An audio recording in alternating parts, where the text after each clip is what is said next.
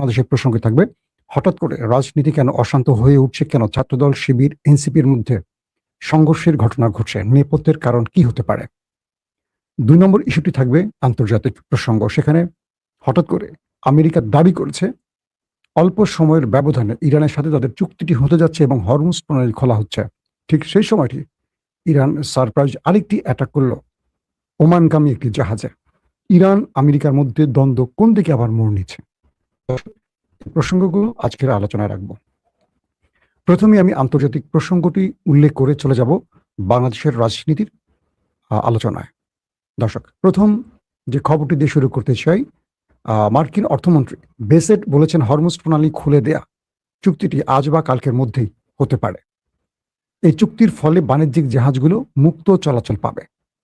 আবার কাতারের পররাষ্ট্র মন্ত্রণালয় জানিয়েছে যুক্তরাষ্ট্র ইরান সংঘাতের সমাধান খুঁজে বের করতে কূটনৈতিক প্রচেষ্টা অব্যাহত রয়েছে এবং দেশ দুটির মধ্যে আলোচনা সহজতর করতে ও প্রস্তাব বিনিময়ের জন্য সকল মধ্যস্থতাকারী ঘনিষ্ঠভাবে কাজ করছেন। পাশাপাশি যুক্তরাজ্যের সামুদ্রিক নিরাপত্তা সংস্থা ভ্যানগার্ড জানিয়েছে ওমানের কাছে হরমুজ প্রণালীতে একটি জাহাজ ক্ষতিগ্রস্ত হয়েছে। জাহাজটির একজন নাবিক নিখোঁজ রয়েছেন এখন পর্যন্ত। আপাতত এই পর্যন্ত আমরা আসি, আরো কয়েকটা খবর দিয়ে তারপর একটু বিশ্লেষণে যাব। অন্যদিকে ইরানি ও মার্কিন কর্মকর্তাদের উদ্ধৃতি দিয়ে নিউ ইয়র্ক টাইমস জানিয়েছে হরমুজ প্রণালী দিয়ে বাণিজ্যিক সামুদ্রিক চলাচল পুনরায় চালু করতে ইরান ও ওমান একটি চুক্তিতে পৌঁছানোর কাছাকাছি রয়েছে। নিউ ইয়র্ক টাইমসের প্রতিবেদনে বলা হয়েছে সম্ভাব্য এই চুক্তির অধীনে উপসাগরে প্রবেশকারী জাহাজগুলো ইরানের নিয়ন্ত্রণাধীন এবং এর উপকূলের নিকটবর্তী একটি নৌপথ দিয়ে যাতায়াত করবে। অন্যদিকে উপসাগর থেকে বের হওয়া জাহাজগুলো ওমানের নিকটবর্তী একটি চ্যানেল ব্যবহার করবে। ইরানি কর্মকর্তারা দ্য নিউ ইয়র্ক টাইমসকে জানিয়েছে যে কোনো টোল আরোপ করা হবে না, তবে চুক্তিতে পরিবেশগত প্রভাব, পণ্যবাহী জাহাজ ও ট্যাঙ্কারের নিরাপত্তা এবং কর্মী খরচের জন্য একটি পরিষেবা ফি অন্তর্ভুক্ত রয়েছে। তারা আরো বলেন যে এই রাজস্ব ইরান ও ওমানের মধ্যে সমানভাবে ভাগ করা হবে। একজন মার্কিন কর্মকর্তা বলেছেন যে ইরানের বিবরণ সঠিক নয় এবং প্রণালীর মধ্য দিয়ে কোনো অস্থায়ী নৌপথের জন্য ইরানের অনুমোদনের প্রয়োজন হবে না এবং এতে কোনো টোলও যুক্ত থাকবে না। বিষয়টা হয়তো আমি ধারাবাহিক পড়ে গেলাম, আপনারা কতটুকু বুঝতে পারছেন আশা করি আমি একটু বুঝিয়ে বলে বিষয়টা আপনাদের জন্য আরো সহজ হবে। খেলাটা কি হয়েছে, হঠাৎ করে ডোনাল্ড ট্রাম্প বললেন কি যে ইরানের সাথে তাদের আলোচনা হয়ে গেছে এবং ইরান 2-1 দিনের মধ্যে হরমুজ প্রণালী খুলে দেবে। ওকে, তো ইরান এই বিষয়টি আসলে আমেরিকার সাথে কোনো আলোচনা করেনি। এটি মধ্যস্থতাকারীরা হয়তো আমেরিকাকে আশ্বস্ত করেছে আর তাই ট্রাম্প এই বক্তব্যটি দিয়েছেন, অথবা ট্রাম্প নিজেই চালাকি করে এই বক্তব্যটি দিয়ে বিশ্বকে বিভ্রান্ত করছেন। 2 নম্বর, যখন আমেরিকা এই কথাটি বলছে ঠিক তখনই ইরান একটা সারপ্রাইজ অ্যাটাক করলো। কোথায়? ওমান সাগরের কাছাকাছি। অর্থাৎ ইরান আমেরিকাকে তার মুখে জবাব না দিয়ে একটা কাজে জবাব দিয়েছে। যখন মার্ক রুবিও, যখন মার্কিন অর্থমন্ত্রী, পররাষ্ট্রমন্ত্রী, মার্কিন প্রেসিডেন্ট ডোনাল্ড ট্রাম্প তারা বলছেন ইরানের সাথে আলোচনা চলছে এবং আমরা একটা চুক্তির খুব কাছাকাছি, তখন ইরান বলল না, আমাদের কোনো চুক্তি সম্পাদিত হয়নি। কারণ আমেরিকা বলছে ইরান হরমুজ প্রণালী দিয়ে কোনো টোল নেবে না, আর ইরান বলছে তারা টোল নেবে না কিন্তু পরিষেবা নেবে, মেইনটেনেন্স ফি নেবে। এখানে দুটোর মধ্যে দ্বন্দ্ব তৈরি হয়। তো যখন আমেরিকা ইরানের নামে এই মিথ্যাচারটা করে যে ইরান বলছে কোনো টোল নেবে না এবং কাল পরশু তারা হরমুজ খুলে দেবে, তখন ইরান কি করলো? ওমান সাগরে যাওয়ার পথে একটি জাহাজে অ্যাটাক করে বসলো এবং সেই জাহাজটিকে মোটামুটি অর্ধেক প্রায় ডুবন্ত অবস্থায় চলে গেছে এবং একজন নাবিক হয় মারা গেছেন অথবা নিখোঁজ আছেন। তো ইরান এই জবাবটি আক্রমণের মধ্য দিয়ে দিলেন কেন?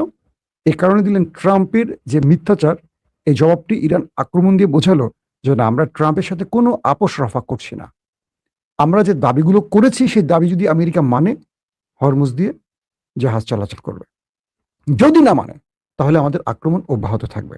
ইতিমধ্যে ইরানি কয়েকটা গণমাধ্যম বলছে তারা সেখানে নতুন করে মিসাইল ড্রোন রেডি করেছে আরেকটা অ্যাটাকের জন্য। তার মানে আমেরিকা যদি ইরানের সম্পূর্ণ শর্ত না মানে ইরান এখানে আবারও যুদ্ধে ফিরে যাবে। একটা ব্যাপার গেল। আসলে চলছে কি পর্দার অন্তরালে আলোচনা, সেটা একটু আমরা আলোচনায় আনি আগে। বিষয়টা হলো যে আমেরিকা যে দাবিটা করছে তার সঙ্গে ওমান এবং ইরানের মধ্যে একটি আলোচনা হয়েছে। আপনারা জানেন যে ইরানের পররাষ্ট্রমন্ত্রী ওমানের পররাষ্ট্রমন্ত্রীর মধ্যে গত কয়েকদিন ধরে আলোচনাগুলো হচ্ছে। আলোচনাটা হয়েছে যখন জাহাজগুলো ইনপুটে আসবে, তখন এখানে পুরো দায়িত্ব ভারটা থাকবে ইরানের ঘাড়ে। ইরান এই জাহাজগুলোর নিরাপত্তা দেবে, সকল পরিষেবা ইরান দেবে। আর জাহাজগুলো যখন এখান থেকে বাইর হবে, হরমুজ এই প্রণালী দিয়ে যখন জাহাজগুলো বের হবে, তখন এটাকে দায়িত্ব নিয়ে পালন করবে ওমান। অর্থাৎ দুটো দেশ, ঢোকার ক্ষেত্রে একটি দেশ ইরান, বের হওয়ার ক্ষেত্রে আউটপুটের ক্ষেত্রে ওমান। এবং যখন যাবে, জাহাজগুলো ঢুকবে, তখন এখান থেকে সকল পরিষেবা, নিরাপত্তা, মেনটেনেন্স ইরান করবে এবং অর্থটা ইরান পাবে। যখন জাহাজগুলো বের হয়ে আসবে, তখন এটাকে নিরাপত্তা, পরিষেবা, এভরিথিং, এটার যে অর্থটা আসবে, মেনটেনেন্স ফিটা আসবে, সেটা ওমান নেবে। এইভাবে চুক্তিটি হলো। ইরান বলছে, আমেরিকা বলছে না, যদি ইরানের সাথে আমাদের কথা হয়েছে, ইরান কোনো টাকা নেবে না। আর যদি ইরান টাকা নেয়, তাহলে আমরাও নেব। মানে ট্রাম্প এটা আবার যুক্ত করছে, যদি ইরান হরমুজ প্রণালী থেকে কোনো অর্থ নেয়, সেক্ষেত্রে আমরাও টাকা নেব। তো আমেরিকাকে ইরান বলছে যে হরমুজ হলো আমাদের সীমা, হরমুজ হলো আমাদের জলসীমা। তুমি এখানে কে টাকা নেবার বা টাকা দেবার বা তুমি এই সিদ্ধান্ত নেয়ার? একদিকে ওমান নেবে, একদিকে ইরান নেবে। তোমার এখানে এই বক্তব্য দেওয়ার যৌক্তিকতা কি বা তোমার ক্ষমতা কি বা অধিকার কি? ট্রাম্প আবারও নতুন করে গো ধরছে যে না, যদি ইরান নেয় আমি নেব, যদি ইরান না নেয় তাহলে আমি নেব না। এটা হলো ট্রাম্পের নতুন এক চালাকি। ইরান বলছে আসো, তোমাকে টাকা দেব। তোমাকে টাকা নেওয়ার জন্য আমি মিসাইল আর ড্রোনগুলো সেখানে আবার রেডি করে রেখে দিয়েছি। এই হলো আজকের লেটেস্ট আপডেট। তো এখন তাদের পক্ষ থেকে, ইরানের হুতিদের পক্ষ থেকে আবার একটি স্টেটমেন্ট আসছে। হুতিরা আবারও মার্কিন যুক্তরাষ্ট্রের নাজারা শহর একটা জায়গার নামে, দুঃখিত, সৌদি আরবের আরেকটি শহরে আবার আজকে অ্যাটাক করেছে। অর্থাৎ হুতিরা সৌদি আরবকে এবার আরেকটি মেসেজ দিল। আর হুতিরা বলছে যে মূলত তাদের একটি জায়গায় অবৈধ প্রবেশ করেছে সৌদি আরব, আর তাই তারা সেই অবৈধ প্রবেশের প্রতিশোধ বা মানে কি বলবো, আঘাত হিসেবে এই শহরটিতে আবার তারা আক্রমণ করেছে। তার মানে হুতি সৌদি আরবের এখনো পরিবেশ শান্ত হয়নি। দর্শক, চলে যায় বাংলাদেশ প্রসঙ্গে। আপনাদের বাংলাদেশের খবরের জন্য যারা ওয়েট করছেন, বাংলাদেশের গুরুত্বপূর্ণ ইভেন্ট আসলে সাধারণত আমি বাংলাদেশের আলোচনাগুলো আনার চেষ্টা করি। বাংলাদেশের মারামারি কাটাকাটির খবরগুলো আসলে আমার ভালো লাগে না। গত 15-16 বছর তো অনেক শুনেছেন। মানুষ আসলে একটু শান্তি চায়। হাসিনাকে সরানো হয়েছিল কেন জানেন? বাংলাদেশের কোনো রাজনৈতিক দল না, সব শ্রেণীর মানুষ সম্মিলিতভাবে হাসিনাকে সরিয়েছে। এটা আপনারা সবাই জানেন। এটা ৭১-এর বানানো গল্প না, বা ৫২-এর গল্প না, বা ৪৭-এর গল্প না। এটা ২০২৪ গল্প। এটা বাংলাদেশের মোটামুটি যাদের একটু জ্ঞান বুদ্ধি আছে, ইভেন আমার ছোট বাচ্চা, সেও জানে আসলে কি ঘটেছে। নতুন করে ইতিহাস লেখার কোনো সুযোগ নেই। ৭১-এর বানানো গল্প না এটা। ৭১-এ অনেক গল্প বানিয়েছে বাংলাদেশের মানুষ। কি সত্য কি মিথ্যা আমরা যারা জন্ম নেইনি তারা জানিনি। কয়েকদিন ধরে প্রথমে হবিগঞ্জ, সিলেট স্বপ্রণোদিত হয়ে সরকারি দলীয়রা এনসিপির উপর হামলা করলো। এনসিপি কিচ্ছু করেন। এনসিপিরা সেখানে তাদের পদযাত্রা করতে গেছে এবং তাদের উপর হামলা করলো। অভিযোগ ছিল যে তারা তাদের দলীয় নেতাদের উপর, নাসিরউদ্দিন পাটোয়ারিরা অশালীন মন্তব্য করেছে। ওকে ফাইন, দলীয় নেতাকর্মীদের বিরুদ্ধে কথা বলে তারা মারধর করেছে। আমার প্রশ্ন হলো, এর আগে তো আওয়ামী লীগও বিএনপি, তারেক রহমান, খালেদা জিয়া, জিয়াউর রহমানকে অশালীন শুধু না, যে শব্দগুলো বলা যায় না, যে শব্দগুলোতে আপনারা দেখবেন অডিওতে টুট টুট দেওয়া হয়, মানে এত অশ্লীল মন্তব্য, যে হচ্ছে মানে বাংলা ভাষায় এর চেয়ে খারাপ শব্দ আর হয় না, আওয়ামী লীগ ব্যবহার করেছে। আওয়ামী লীগের কিছু করছেন না কেন? আওয়ামী লীগের সঙ্গে নিয়ে এখন আপনারা কেন বিরোধী দলকে পেটাচ্ছেন? তার মানে তারেক রহমান, খালেদা জিয়া, জিয়াউর রহমানকে অশালীন মন্তব্য করে আপনাদের কিছু যায় আসে না। আপনারা পকেট রাজনীতি করেন যারা এগুলো করেন। তো আপনারা এই সন্ত্রাসী কর্মকাণ্ড করছেন একটা নতুন পদ পেতে বা এলাকায় আধিপত্য বিস্তার করে টেন্ডার চাঁদাবাজির জন্য। এটা কনফার্ম। নাম্বার 2, একদম স্পষ্ট বলছি, কারো গায়ে লাগলে কিচ্ছু করার নাই। দ্বিতীয় যে বিষয়টি হলো রোকেয়া বিশ্ববিদ্যালয় এবং জগন্নাথ বিশ্ববিদ্যালয়। এই দুটো জায়গায় আজকে আমি একটা রিপোর্ট পড়ছি আপনাদের গণমাধ্যম থেকে। জগন্নাথ বিশ্ববিদ্যালয়, বেগম রোকেয়া বিশ্ববিদ্যালয় ও ঢাকা কলেজ ও ঢাকা আলিয়া মাদ্রাসা ছাত্রদল ও শিবিরের মধ্যে ব্যাপক সংঘর্ষের ঘটনা ঘটেছে। এতে উভয় পক্ষের ১৫০ শতাধিক নেতাকর্মী আহত হয়েছে। সংঘর্ষে ছাত্র শিবির কর্মীরা আহত হয়ে রাজধানীর একটি হাসপাতালে চিকিৎসা নিতে গেলে সেখানেও মানে হাসপাতালে ঢুকেও হামলার অভিযোগ পাওয়া গেছে এবং ভিডিও চিত্রে তা দেখা গেছে। হাসপাতালে আহতদের উপর ছাত্রদলের নেতাকর্মীরা হামলা করেছে বলে অভিযোগ করেছে স্বয়ং ছাত্রদল, ছাত্র শিবির এবং হাসপাতালের বাকি রোগীরা। দুপক্ষের মধ্যে দফায় দফায় সংঘর্ষে শিক্ষা প্রতিষ্ঠানগুলোতে থমথমে পরিস্থিতি বিরাজ করছে।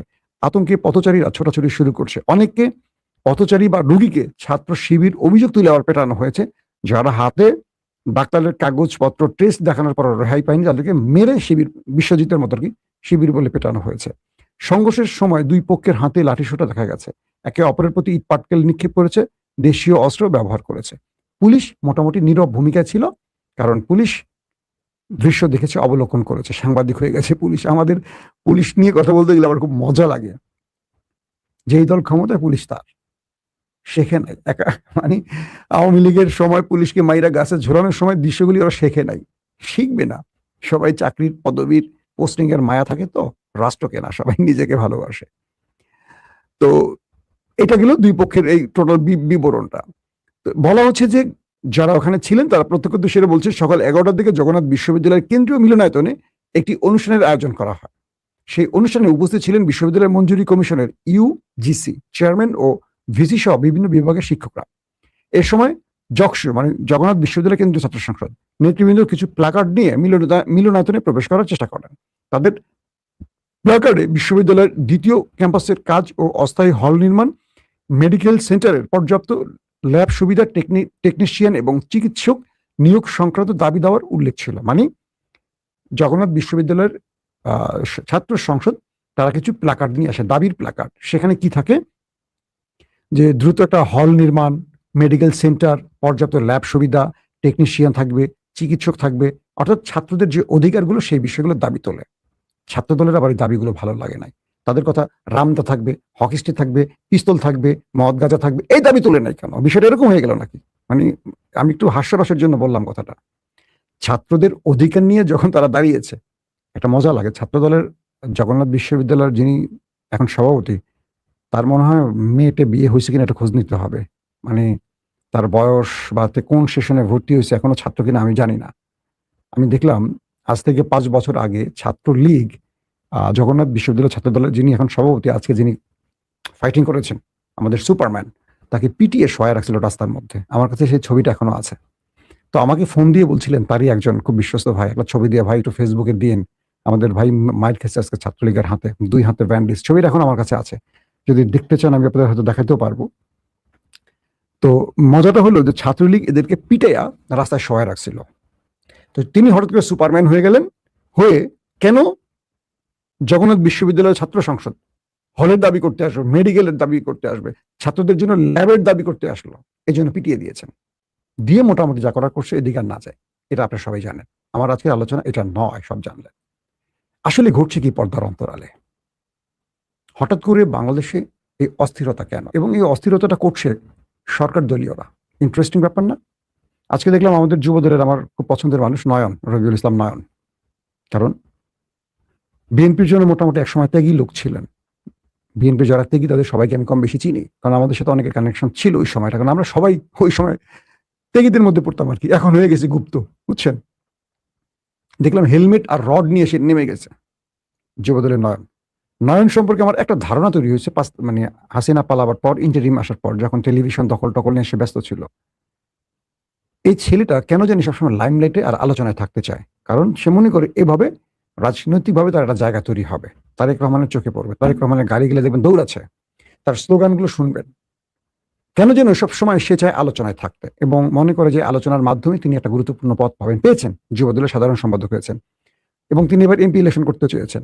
আগামীতে হয়তো এমপি ইলেকশন করবেন, এমপি হবেন, মন্ত্রী হবেন, সবই হবেন তিনি।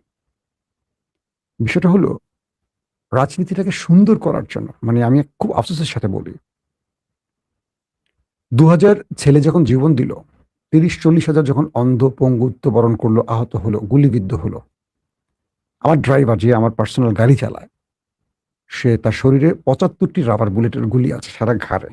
এগুলো সে এখন হঠাৎ করে অসুস্থ হয়ে পড়ছে, বলছে স্যার আমি আর ড্রাইভ করতে পারছি না, মানে এগুলো পেইন করে, ঘাড়ে রগে টগে চলে গেছে, তো এগুলো খুব সেন্সিটিভ জোনে আছে, তাকে প্রতি সপ্তাহে ঢাকায় চিকিৎসা করতে হয়।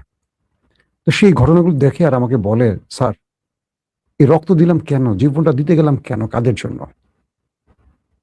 2000 ছেলে যারা জুলাইতে জীবন দিল, তাদের পরিবারকে আসলে আমরা কি দিতে পেরেছি? যারা পা হারিয়েছে, হাত হারিয়েছে, চোখ হারিয়ে অন্ধ, তাদেরকে আসলে আমরা কি দিতে পেরেছি? বিএনপি আর জামাত যখন 15-16 বছর হাসিনাকে আন্দোলন করে সরাতে পারেনি, তখন অনেকেই টেলিভিশনে বলতো যে আমরা কাদের জন্য লড়াই করব, বিএনপি জামাতের জন্য? এরা ক্ষমতা আসলে যেগুলো সেই কদুই তো হবে। তো তখন বিএনপি বলতো তারেক রহমান লন্ডন থেকে তার দুর্দান্ত অসাধারণ বক্তব্যগুলো দিয়ে জাতিকে বোঝাতেন আগামীর বাংলাদেশ হবে নতুন বাংলাদেশ, এবং তার স্লোগান সবার আগে বাংলাদেশ। আমরা আশ্বস্ত, আমরা বিশ্বাস করি সেটি হয়তো তারেক রহমান করতে পারবেন, কিন্তু তিনি যে পারবেন গত 5-6 মাসে আমাদের কিছু ঝলক দেখানো উচিত ছিল। 2,500 টাকার ফ্যামিলি কার্ডে টাকা দেবেন, সবাইকে না, গরিব দরিদ্রদের। 2,500 টাকা দেওয়ার বিনিময়ে যদি 4,000 টাকা বিদ্যুৎ বিল নিয়ে গেলেন, লাভটা হলো কোথায়? মানে বিদ্যুৎ বিল দিয়ে কি ফ্যামিলি কার্ড দিবে? প্রশ্নগুলি আসতে পারে না? ভৌতিক বিলের অভিযোগ উঠছে, সরকার এটা খতিয়ে দেখবে না দেখবে না? এই টাকাগুলো কোথায় গেছে, কার পকেটে গেছে? এটি তদন্ত হওয়া উচিত। যেহেতু অভিযোগ আসছে, অবশ্যই রাষ্ট্রের অভিযোগগুলো শোনা উচিত, মানুষের এই অভিযোগগুলো শোনা উচিত। কেন যেন মনে হয় যে কোনো দল ক্ষমতা গেলে হাসিনা হয়ে যায়, জনগণকে আর তোয়াক্কা করে না, শুনতে চায় না। আপনারা দেখবেন নির্বাচনের আগে বিএনপির যুবদল, ছাত্রদল, বিএনপির যে কোনো নেতারা কোনো অপকর্ম করলে সঙ্গে সঙ্গে বহিষ্কার হয়েছে, তো মনে আছে? গত কয়েকদিনে দেশে যা কিছু ঘটেছে, চোখ তুলে ফেলছে রড দিয়ে। একটা ছেলে গ্রেফতার হয়েছে, একটা ছেলে বহিষ্কার হয়েছে, হয় নাই। নির্বাচনের আগে হলো, এখন কেন হচ্ছে না? তার মানে এটা কি দেখানোর জন্য হয়েছিল? এখন পর্যন্ত দেশে যা কিছু হয়েছে, বিএনপি কি লাভবান হয়েছে না ক্ষতিগ্রস্ত হয়েছে? আমার মনে হয় পুরোটাই বিএনপি ক্ষতিগ্রস্ত হয়েছে। কেন যেন আমার ধারণা বিএনপিকে ভেতর থেকে আরেকটি বড় ষড়যন্ত্রকারী গ্রুপ ধ্বংস করতে চায়, তারেক রহমানকে ব্যর্থ করতে চায়। জিয়া পরিবার ব্যর্থ হবে এটা আমি বিশ্বাস করি না। এটা বিশ্বাস করলে জীবনে জিয়া পরিবারের পক্ষে দাঁড়াতাম না, লড়াই করতাম না, জীবন দেওয়ার সাহস করতাম না। একটা আস্থা ভালোবাসার জায়গা আছে আমার বুকের মধ্যে এখনো। যতক্ষণ তারেক রহমান জীবিত আছেন আমি আশা রাখতে চাই, কিন্তু প্রশ্নগুলো করতে চাই। সাংবাদিক তো আমাদের প্রশ্ন করার অধিকার আছে। আমরা অ্যাক্টিভিস্ট না, দলীয় কর্মী নই, মনে রাখবেন। কেন প্রশ্নগুলো করব? যেন বিএনপি পথ স্মুথ হয়, পরিচ্ছন্ন হয়, কাটামুক্ত হয়। আমরা যদি না বলি এই কথাগুলো, বিএনপি জানবে কার কাছ থেকে? কারণ বাংলাদেশের প্রত্যেকটা টেলিভিশনের চরিত্র হলো ফ্যাসিস্ট চরিত্র। কিরকম? আওয়ামী লীগ যখন ছিল, প্রত্যেকটা গণমাধ্যম আওয়ামী লীগের চামচামি করছে। আমাদের সাংবাদিকদের প্রধান দায়িত্বটা কি জানেন? যেই দল আসবে তার চামচামি করে নিজের পদ, চাকরি আর মাল কামানোর রাস্তাটাকে প্রসারিত রাখা, উন্মুক্ত রাখা। সাংবাদিকদের চরিত্রটা হয়ে গেছে এরকম। 100% সাংবাদিকের মধ্যে 90% এখন করাপ্টেড সাংবাদিক, করাপশন করে সবাই। এর প্রত্যেকের মধ্যেই আপনারা দেখবেন এই জিনিসগুলো আছে। এক সাংবাদিক, টেলিভিশন, আজকে দেখেন সারা দেশে যা কিছু ঘটেছে ছাত্রদের সাথে, মানে ছাত্রদল, ছাত্র শিবিরের মধ্যে যে কোনো ঘটনাই ঘটেছে, দেখবেন প্রত্যেকটা গণমাধ্যমের হেডলাইন কোন দিকে সংবাদটা করছে, কার পক্ষে গেছে। হাসিনাকে যারা ফ্যাসিস্ট বানিয়েছিলেন তারা হলেন এই গণমাধ্যম। এই গণমাধ্যম এখন বিএনপিকে ফ্যাসিস্ট বানাতে চায়। এই গণমাধ্যমগুলোর দায়িত্বটা কি? সঠিক দৃশ্য দেখানো, একটাও দেখায় না। কারণ কি? প্রত্যেকটা টেলিভিশনের মালিক হলো কালো টাকার মালিক। এদের অবৈধ টাকা দিয়ে এরা এই টেলিভিশনগুলো বানায় নিজের ক্ষমতা বাঁচিয়ে রাখার জন্য। একদম মানে না মানেন, প্রত্যেকটা টেলিভিশনের মালিক কালো টাকার মালিক। প্রত্যেকটা, আমি একটা বাজার কথা বলছি না, প্রত্যেকটা মিডিয়ার মালিক কালো টাকার মালিক। তো এরা কি করে? অবৈধ সুবিধার জন্য সবসময় অবৈধ পথগুলো বেছে নেয়। ইমরান খান বাংলাদেশ, মানে পাকিস্তানের স্মরণীয় কালের একমাত্র সৎ নেতা হিসাবে আবির্ভাব হয়েছিলেন। ইমরানকে নামিয়েছিল দুটো পরিবারতন্ত্র, একটা হলো মুসলিম লীগ, একটা হলো পিপলস পার্টি। এবং পুরো সিস্টেম ইমরান খানের বিরুদ্ধে দাঁড়াইছে। কারণ কি? আমলা না, পুলিশ, র্যাব তো না, এফসি, রেঞ্জার্স, সেনাবাহিনী। কেন ইমরান খানের বিরুদ্ধে দাঁড়াইছে? যে ইমরান খান থাকলে তারা এই মাল কামাইতে পারবে না। প্রত্যেকে শুধু মাল কামাইতে চায়, কিন্তু রাষ্ট্রের জনগণ ভোগান্তির মধ্যে পড়ে।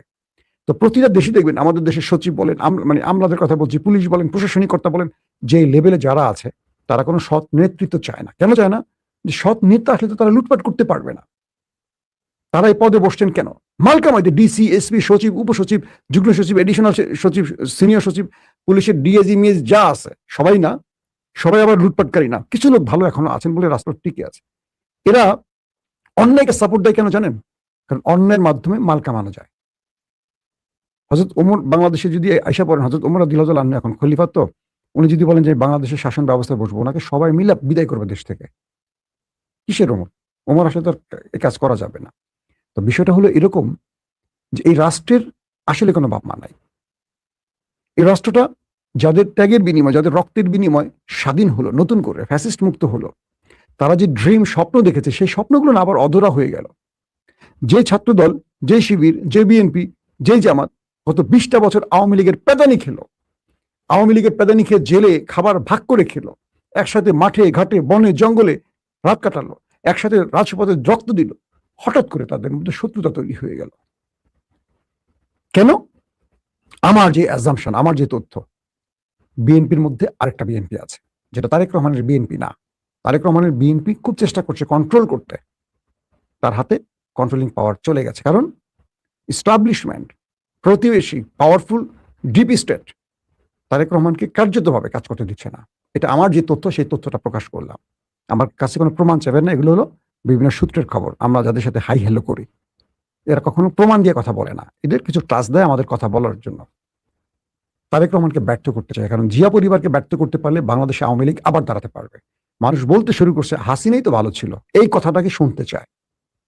তাই আমরা তারেক রহমানের প্রতি আস্থা হারাচ্ছি না, হারাচ্ছি বিএনপির প্রতি। ফখরুল ইসলাম কেন বলেন এই কথাটা? একটা দলের মহাসচিব, যিনি দীর্ঘ 16-17 বছর লড়াই সংগ্রাম করছেন, সর্বাধিক মামলার মালিক ফখরুল ইসলাম খান, তিনি বলছেন এই দেশের কিচ্ছু পাল্টায় না, একমাত্র তারেক রহমানই শুধু ভিন্ন, আর সবাই চুরি, বাটপাড়ি, লুটপাট, দুর্নীতির মধ্যে এখনো ডুবে আছে। শুধু তারেক রহমান ভিন্নটা করতে চান। একটা মহাসচিব কখন বলে এই কথাটা? বোঝেন কত কষ্টে প্রকাশ্যে এই কথাটা বলতে পারে?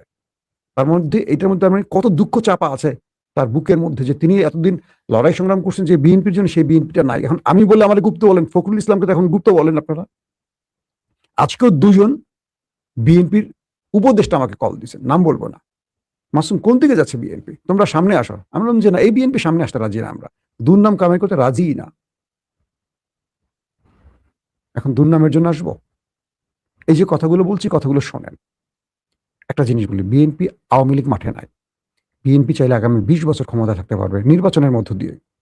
শুধু তারেক রহমান তার পলিসিগুলো, প্ল্যানগুলো বাস্তবায়ন করুন। তিনি যে স্বপ্নগুলো দেখিয়েছেন আমাদের, স্বপ্নগুলো বাস্তবায়ন করেন। ছাত্রদল, যুবদলকে কন্ট্রোল করেন, তাদেরকে শিক্ষাঙ্গনে কলম নিয়ে পাঠায় দেন, দ্বন্দ্বমুক্ত হতে বলেন। এই শিবিরকে হালকা করে নেওয়ার সুযোগ নাই। এই শিবির আওয়ামী লীগের পতন ঘটিয়েছে, কেউ জানুক কেউ মানুক না বলুক, সত্য এটা সবাই জানে, হাসিনাও জানে। আওয়ামী লীগের এক নেতা বলেছিল না যে আমাদের সামনে ভয় হলো জামাত শিবির, বিএনপি না। বিএনপিকে আমরা মাঠে নামলে 5 মিনিটে মাঠ ছাড়া করতে পারবো বলছিল, সবাই সোশ্যাল মিডিয়া পেয়েছিলেন। মূল টার্গেট জামাত শিবির। তার মানে হাসিনা দেশে ঢুকলে বিএনপি আবার করতে চলে যাবে। মানেন আর না মানেন, এরা বিরোধী দলে বেগম জিয়ার একটা বালু ট্রাক সরাতে পারে নাই। মনে আছে? বেগম জিয়ার গ্রেফতার করে নিয়ে যায়, তার গাড়িতে হামলা করে, তার এসএসএফ এর সদস্যরা রক্তাক্ত হয়। সে এসএসএফ এর মধ্যে আমার বন্ধু আছেন, ধরেন কয়েকজন রক্তাক্ত হয়েছে। সেই দৃশ্য দেখে আমরা কাঁদছি বসে বসে। আমার অফিসের নিচে, 21 টেলিভিশনের নিচে একটা ছাত্র দলের, যুব দলের কাউকে খুঁজে পাইনি। এখন সব রতি মহারথী হাতে অস্ত্র নিয়ে হুমকি দিচ্ছে, এই করছে সেই করছে। এরা সব বিএনপিটাকে পচাচ্ছে, বিএনপিটাকে আওয়ামী লীগ বানানোর চেষ্টা করছে। দেখবেন বিএনপির এই খারাপ কাজগুলোকে সমর্থন করে কারা? যারা টেন্ডার, চাঁদাবাজি, সুবিধা নেওয়ার পক্ষে। তারা মনে করে এগুলো বলে সুবিধা নিতে হবে। কিন্তু বিএনপিটাকে প্রকৃত অর্থে জিয়ার আদর্শের বিএনপি বানানোর যে দায়িত্বটা কে নেবে? জিয়া মারা যাওয়ার পর, শহীদ হওয়ার পর মানুষ কিভাবে কাঁদছে। এই দেশে জিয়াউর রহমানকে মানুষ এখনো মনে রেখেছে মাত্র ক্ষণজন্ম একজন ব্যক্তি, কয়েক বছরের জন্য ক্ষমতা ছিলেন। আজও তার দলটা সবচেয়ে জনপ্রিয়। কেন বলেন তো? সুশাসন দিয়ে গেছেন দেশের মানুষকে। স্বনির্ভর বাংলার মূল রূপকার ছিলেন জিয়াউর রহমান। এই বিএনপিটাকে মানুষ এখনো জিয়াউর রহমানের কারণে মনে রাখে, ভালোবাসে। আমরা যে লড়াই করি জিয়াউর রহমানের জন্য করি, বেগম জিয়ার জন্য করি। তারেক রহমান আসছেন, আমরা তার উপর আস্থা রেখে বলছি। আমি জানি না অদৃশ্য শক্তি আপনাকে কাজ করতে দিচ্ছে, বাধা দিচ্ছে, কি করছে, কিন্তু সমস্ত ব্লেম যাচ্ছে আপনার ঘাড়ে। মানুষ মিছিল করছে আপনাকে নিয়ে, আমার খুব কষ্ট লাগে। কারণ তার চেয়ে ভোগান্তি বা তার চেয়ে দুঃসহ নির্যাতন আর কে সইছে? 1/11 তার উপর কি ঘটেছে আপনারা ভুলে গেছেন? আবারও তাকে সেই পরিণতির দিকে টেনে নেবেন না, কারণ ষড়যন্ত্রকারীরা রাষ্ট্রটাকে আবার খারাপ দিকে নিচ্ছে। আমাদের উত্তরপাড়া মানে সেনাবাহিনীর মধ্যে আওয়ামী অফিসাররা এখনো অ্যাক্টিভ, প্রশাসনের মধ্যে আওয়ামী লীগ এখনো অ্যাক্টিভ। খুব মন দিয়ে শুনেন কথাগুলো আমি বলছি না, আমাদেরকে বলায়, আমাদেরকে কিন্তু জায়গা থেকে বলানো হয় যে মাসুম ভাই কথাগুলো বলুন, আপনাদের কথা মানুষ শোনে। আমরা বসে বসে বানিয়ে কথা বলি না ভাই। সেনাবাহিনী সবাই না, একটা বাহিনী, সেনাবাহিনীর মধ্যে একটা গ্রুপ যারা আওয়ামী লীগের অফিসার, সেটা ডিজিএফআই বলে বা মূল সেনাবাহিনীর কোনো কোনো জায়গায়, তারপর পুলিশের মধ্যে আছে, প্রশাসনে আমলাদের মধ্যে আছে, গুরুত্বপূর্ণ জায়গায় আওয়ামী লীগের লোকগুলো বসে আছে। তারা কিন্তু খেলছে দিল্লির প্রেসক্রিপশনে, হাসিনার প্রেসক্রিপশনে দেশের মধ্যে কাজগুলো করছে। বিএনপিকে ঘরে ফিরতে হবে, কারণ বিএনপি এখন ক্ষমতায়। সুশাসন বিএনপিকে দেখাতে হবে। এই বিএনপির জন্য আমরা লড়াই করছি, যে বিএনপি দেশের মানুষকে শান্তি দেবে। ঠিক গত 18 বছরের জিন্দেগি আমরা আর চাই না। সেই জীবনে যদি আমরা প্রবেশ করতে হয়, তাহলে হাসিনা গিয়ে আমাদের লাভ হলো কি? এই প্রশ্নগুলো নিজেকে করেন। ভয়ঙ্কর ষড়যন্ত্র হচ্ছে দেশ নিয়ে, এবং বিএনপিকে এই টালমাটাল অবস্থায় ফেলে দিয়ে তৃতীয় পক্ষ সুবিধা নেওয়ার কাজটা করছে। জামাতের ভাইদেরকে বলবো, অযাচিত হস্তক্ষেপে যাবেন না, মিডিয়া সন্ত্রাসের কাছে আপনি টিকতে পারবেন না। সো একটা জিনিস মনে রাখবেন, আপনাদের সবচেয়ে বড় দুর্বলতা আপনাদের নামের সাথে ইসলাম শব্দটা আছে। আপনারা যদি 300 আসনেও জয়লাভ করেন, কখনো ক্ষমতায় বসতে পারবেন না যতক্ষণ জামাত ইসলাম শব্দটা আছে। কারণ এই দেশে যাদেরকে ক্ষমতায় বসানো হয় সেটা হলো আমেরিকা এবং দিল্লি। ইসলাম শব্দের জন্য আপনার কখনো ক্ষমতায়, আজ হোক কাল হোক এনসিপি যদি বসতে পারে, আজ হোক কাল হোক গণ অধিকারে বসতে পারে কখনো, এরপরে নতুন কোন দলে বসতে পারবে, জামাত বসতে পারবে না। তার প্রধান একটি কারণ, জামাতের সাথে ইসলাম শব্দটা আছে। মানেন আর না মানেন, বলে দিলাম, এটা জামাতের খুব নেতৃস্থানীয় লোক ঠিকই বুঝে গেছেন আমি কি বলতে চাইছি। তাই বলছি, খালেদা জিয়ার পলিসিটা নেন। খালেদা জিয়া একটা পলিসি নিছিল যে আর আন্দোলন করবেন না, জনগণকে বোঝাবেন আওয়ামী লীগ কি জিনিস। জামাতকে বলবো, হয় তাবলিগে চলে যান, আপনাদের রাজনীতি করার দরকার নাই, আপনারা তাবলিগে চলে যান, দাওয়াতি কাজ করেন। আর